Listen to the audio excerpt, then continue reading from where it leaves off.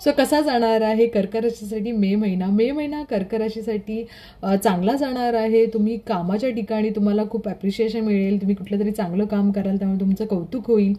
त्याचबरोबर तुम्हाला जर प्रमोशनचं असेल किंवा ॲप्रिशिएशन काही मिळणार असेल तर नक्की तुम्हाला मिळेल.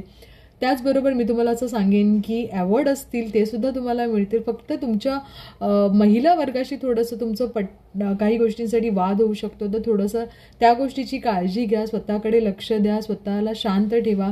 8व्या घरामध्ये शनी आहे आणि तुमची ऑलरेडी शनी ढय्या सुरू आहे, त्यामुळे गाडी चालवताना स्वतःची काळजी घ्या. उगाचच घाईघाईमध्ये गाडी चालवू नका. स्वतःला सांभाळणं फार गरजेचं आहे.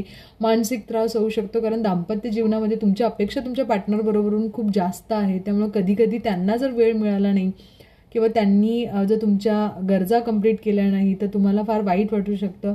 तुम्ही त्यांच्यामध्ये सगळ्या गोष्टी पाहू शकता. आई वडील बहीण भाऊ